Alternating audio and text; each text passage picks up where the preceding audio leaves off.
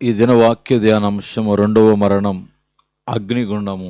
అబద్ధికులందరూ అగ్నిగంధకములతో మండుగుండములో పాలు పొందుదురు. ఇది రెండవ మరణం. ప్రకటన గ్రంథము 21 భౌతిక మరణమును మొదటి మరణముగా పేర్కొనుచున్నాం. మరణము తదుపరి జీవితము జరుగుచున్న తీర్పును బట్టి విధించబడు శిక్షా ఫలితము. అగ్నిగంధకములతో మండుగుండములో పాలు పొందుట. ఇందును గురించి చాలామంది ప్రేమగల దేవుడు ఇంత కఠినముగా తీర్పు చేయవచ్చునా అని అడుగుచున్నాడు. అయితే శిక్షకు పాత్రులైన వారు జాబితాను తెరవబడిన మనసుతో చదివేదము.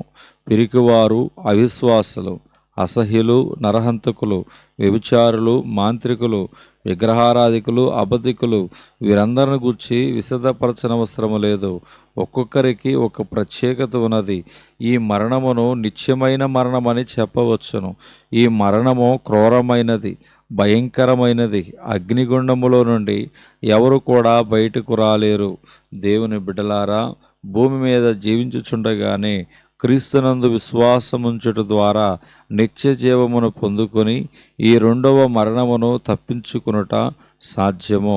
విశ్వాసులైనప్పటికీ ప్రతిదానికి భయపడువారు పిరికివారు అను కోవకు చెందినవారు దేవుడు మనకు పిరికితనము గల ఆత్మనియ్యలేదు. 2 తిమోతి 1:7 సృష్టికర్తయగు దేవునికి భయపడవలను, మరియు ఆత్మను చంపనేరక దేహమనే చంపువారికి భయపడకుడి. గాని ఆత్మను దేహమును కూడా నరకములో నశింపచేయగల వానికి మిక్కిలి భయపడుడి. మత్తయి సువార్త 10:28 జీవగ్రంథమును గూర్చి తెలియచేయు 2 వాక్యములను చదివెదము. గొర్రెపిల్ల యొక్క జీవగ్రంథమందు వ్రాయబడిన వారే దానిలో ప్రవేశించరు.